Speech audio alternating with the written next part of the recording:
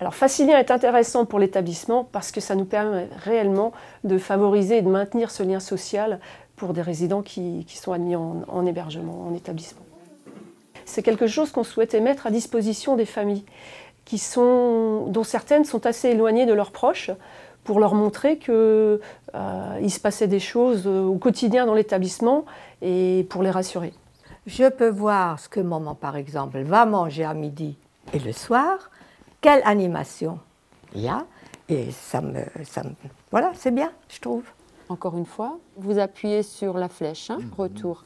Alors j'utilise Facilien avec les résidents pour faciliter les liens de l'extérieur. Et puis ça leur permet de voir des choses comme les musées, de voir leur maison. Nous, on va voir peut-être à la maison, on va voir les enfants peut-être aussi. Et puis on verra le jardin peut-être une fois. Vous voyez, vous avez les photos, vous avez tout, quoi. C'est pratique, on voit des choses incroyables. Si je veux bien travailler là-dessus, je peux trouver où j'ai travaillé dans le temps. Dans rue Chaplerue. L'application est interactive parce qu'elle laisse la possibilité aux familles de s'exprimer si elles le souhaitent. Ah oui, oui, oui, je peux par exemple envoyer un message comme quoi, comment va maman, que se passe-t-il, je ne l'ai pas vu dans la salle et je peux contacter et on m'envoie une réponse. Sinon, dans les informations qu'on met également, c'est des petits articles avec des photos des différentes activités qui se déroulent au sein de l'établissement.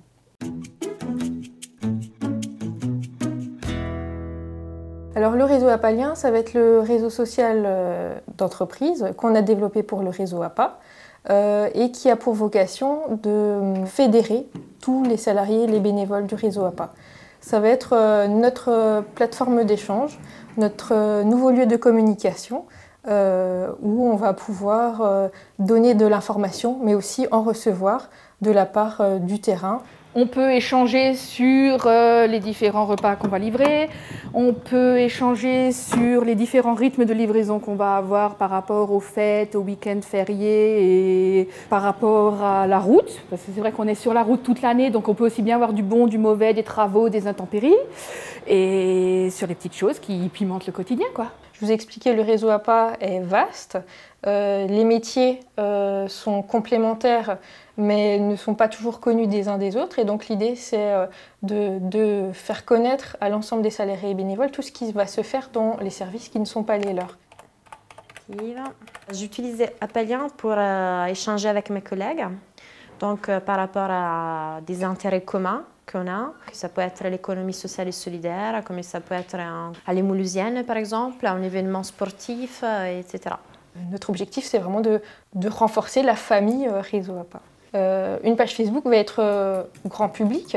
Ce qui est vraiment intéressant sur APAlien, c'est que tout le contenu n'est visible que par nous-mêmes, nos salariés, nos bénévoles. Voilà, il y a eu un commentaire aujourd'hui, par exemple. C'est un lieu, on va dire, plus cosy pour échanger entre nous. C'est exactement ce qu'il nous fallait. Des bénévoles qui sont mobilisés autour d'une même thématique, autour d'un même projet, des administrateurs qui font partie d'un même conseil, des salariés qui travaillent en équipe sur un territoire autour d'une même personne, pour accompagner une même personne. Ça, c'est des petites communautés d'intérêt.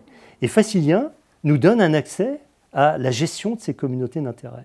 On a été très très étonnés parce qu'on est arrivé à un coût avec APAlien qui se situait entre 8 à 10 fois moins cher que le devis qui nous avait été offert, proposé par les sociétés spécialisées dans l'intranet.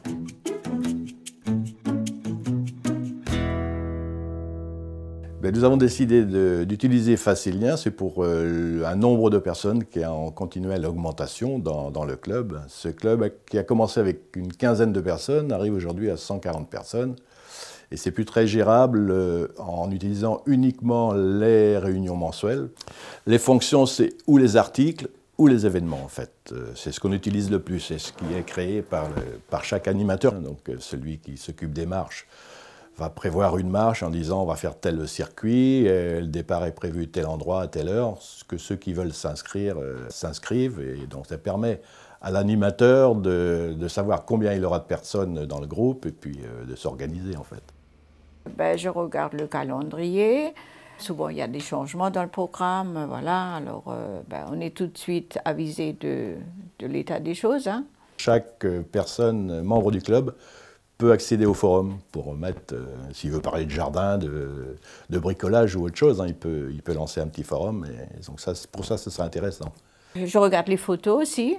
On a un beau photographe qui s'appelle Jean-Pierre Val. Il nous a envoyé des super photos de toutes les sorties, manifestations qu'on a participé.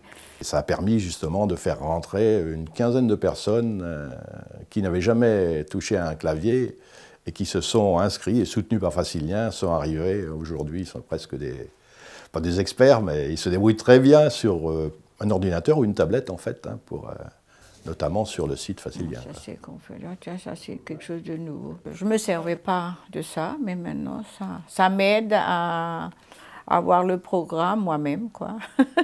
C'est quand même intéressant. Il y a une assistance donc par écrit en allant sur mes contacts et en cliquant sur le bouton Facilien. Et autrement, une autre assistance qui est par téléphone où on contacte une personne de Facilien qui nous répond en général rapidement, quoi. Je trouve que c'est un système facile. Ça s'appelle déjà Facilien. Et même pour le contact entre les membres, vous cliquez sur machin, sur la photo, alors on se parle comme ça, on se voit. Voilà, c'est bien. Moi j'aime bien.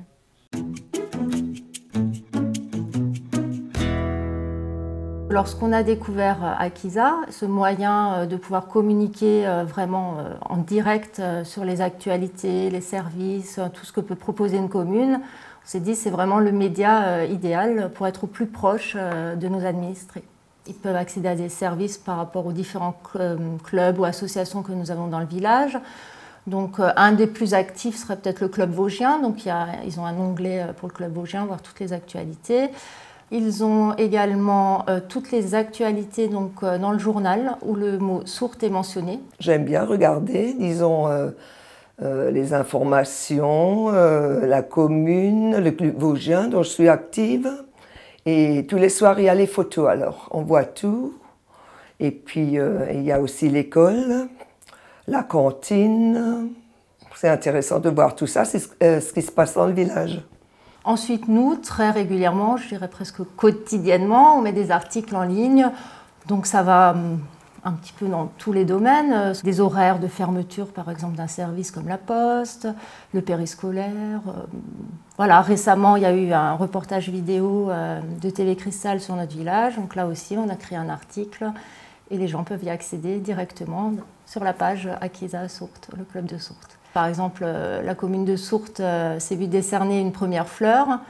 Donc évidemment, on a beaucoup communiqué sur le passage du jury, sur l'obtention de la récompense. Et on a eu à cette occasion pas mal de commentaires en nous félicitant, etc. On a également les forums pour chaque association du village. Donc via ces forums, ils peuvent publier leurs informations, mettre des photos de leurs manifestations, informer les administrés sur les heures d'entraînement ou de répétition de la chorale, par exemple. Donc là aussi, il y a ce côté participatif. Voilà, alors à Sourte, nous sommes 1140 habitants et nous avons donc très exactement 280 familles utilisatrices de ce service. Oui, je me connecte tous les jours sur Akiza. On peut toujours être fier d'innover, de pouvoir proposer quelque chose. Et c'est vrai que d'entendre un petit peu partout, ben voilà, Sourte, c'est le premier smart village en France. Oui, évidemment, c'est une fierté pour nous. Oui. Alors, à l'avenir, Facilien va proposer des solutions de domotique, des solutions de téléassistance et des solutions de e-santé, et tout cela dans le monde du 2.0.